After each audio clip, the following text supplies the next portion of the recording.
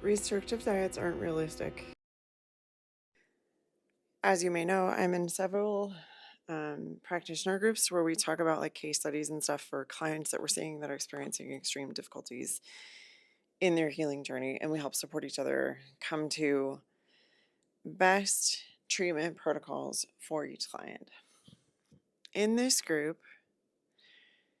I've come across some really interesting questions, but one today said, I have been carnivore for 3 weeks and I'm all of a sudden experiencing extreme itching everywhere. Like my skin is burning from the inside out and I can't control it. Does eating the carnivore diet, particularly focused on red meat only, create iron overload? The, and in my mind, I'm like, this is basic, right? This is a basic question and we should all know the answer to this. Yes, people who consume red meat tend to have a higher iron concentration in their body. And yes, it can become problematic.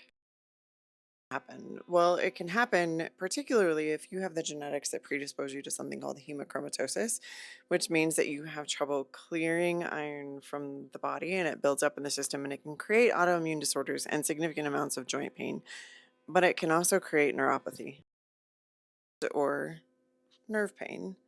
Um, but the other thing is, even when we're eating an all meat diet, if you're eating a lot of aged meats or cured meats, salamis, pepperonis, those kinds of things, and she said red meat, so I'm assuming that she's eating grass fed, grass finished beef. In my mind, that's what she's eating. So I'm not assuming aged meats, but you can have a histamine reaction to aged meats because of that particular type of processing.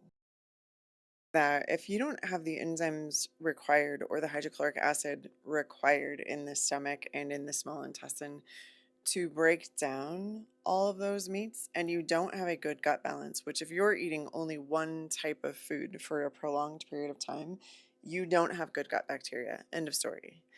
You will start to have trouble and a reaction to your food. Now, the fact that hers is happening at 3 weeks tells me that there's other things going on in the body and she may just be experiencing a detox reaction.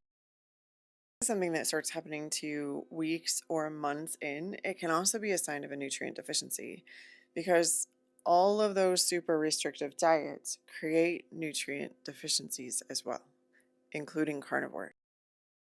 Dr. Paul Saladino, who was strictly carnivore for years, has since come out and said about a year ago that he believes that we need some fruits, some low fiber vegetables, and honey in our diet. But also, if you're carnivore, you have to be eating the organs of animals, and he means all of the organs, including the stomach, in order to get the phytonutrients to make carnivore sustainable. I know there's going to be people who have trouble believing that.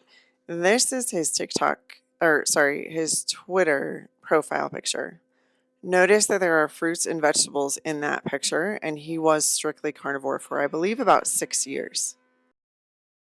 Other things I've seen in a group where I mentor some people on how to proceed with their health coaching business in a functional medicine way are that people who are huge proponents of carnivore are ending up very, very sick after surgery. And I believe it's because they aren't supplementing appropriately.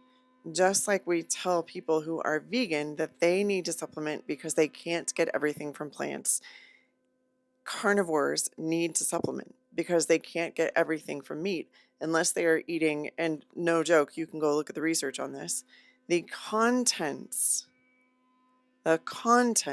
of the stomach of the animals they are consuming.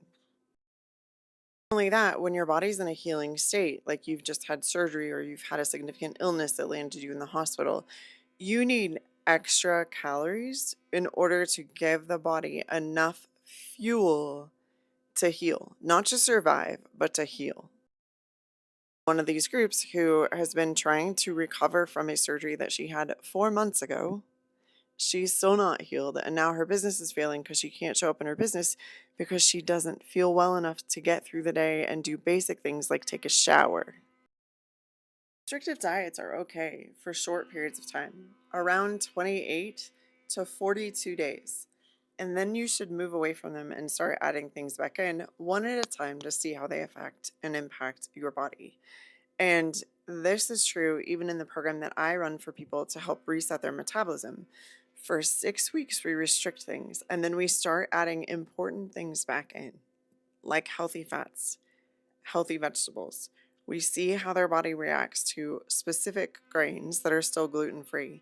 We see how their body reacts to the reintroduction of certain fruits and vegetables because we want to know what's happening at every stage of the game, literally one food at a time per week.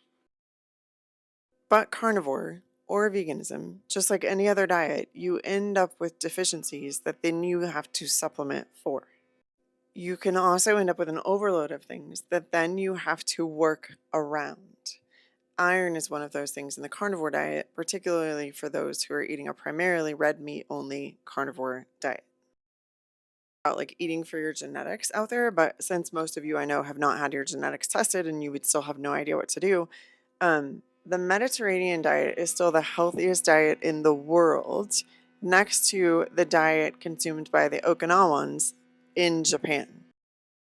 Don't have your genetics tested, you probably know your blood type. And if you don't know your blood type, it costs about $5 to go to LabCorp Request and have them type it for you. But I think you can also get a kit on Amazon for like $6. So there's a book after you get your blood type called Eat for Your Blood Type. It was literally published in the 80s, and the information it gives is pretty valuable. It talks about whether or not you should be more carb-based, protein-based, fruit-based, vegetable-based, and whether or not you can get away with being vegan. And much to my dismay, for a very long time, because I had a very negative experience growing up on a farm, um, I could not, for the life of me, go vegetarian. I tried. Now, I'm glad I didn't do that. But also, for those who make that a lifestyle choice, great. The things that you need to supplement to make sure your body stays healthy. For you who think super restrictive diets are healthy and safe, there's a guy, his channel on YouTube is called Athlete X. I highly recommend that you go follow him if you're looking for improvements in fitness. Also, if you're looking to like build muscle in a safe way, he has great content. But even he does a whole series of videos on how he restricted himself into almost blindness and severe light sensitivity that took him like 5 or 6 years to correct. Probably also on TikTok. I just haven't found him here. And I know for sure he's on Instagram because I follow him there too. You know that saying, variety is the spice of life? It's also what keeps your gut health in balance. You need to change what you're eating pretty regularly in order to have healthy gut flora. And if your gut flora gets to a point where they are not balanced, the research out of the twin study from Kingston University, which is 3,600 sets of twins, literally shows that the healthiest sets of the twins, even when one is healthy and one is not healthy, is the major difference. It's not their genetics, it's literally their gut health.